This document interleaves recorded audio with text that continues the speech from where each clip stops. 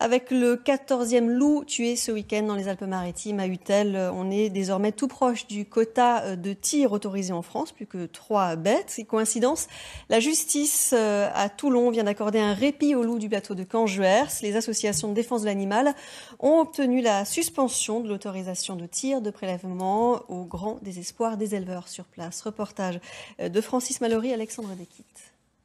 L'image est furtive. Le loup traverse le champ de la caméra. Méfiants, les autres ne s'approchent pas. Seuls leurs yeux qui brillent dans la nuit trahissent leur présence.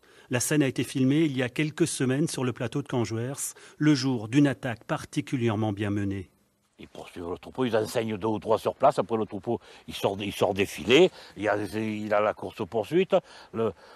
Les loups, ils occupent les patous d'un côté et ils poursuivent le troupeau de l'autre. C'est la procédure habituelle.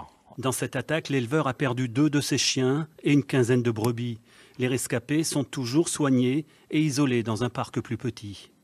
Même s'il est difficile à apercevoir, le loup signale pourtant bien sa présence. Toutes les nuits, je les entends. Puisque maintenant, moi, je suis ici toutes les nuits.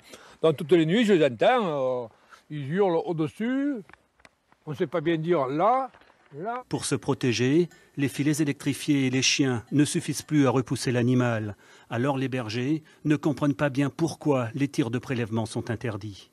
On doit pouvoir avoir le droit de pouvoir leur tirer dessus, quoi que ce soit, qu'il n'y ait pas que ce soit de demander quoi, la permission. Moi, ça n'est pas permission. Si c'était que de moi, je ne demanderais pas du tout.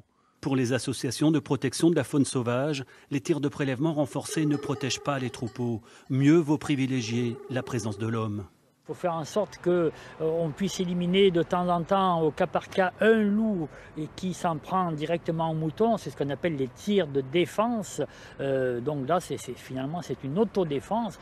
Mais en dehors de ça, il n'y a pas lieu de s'acharner comme c'est le cas actuellement, malheureusement. Selon les services de l'État, les 4 loups tués l'an dernier auraient entraîné une baisse des prédations de l'ordre de 40%.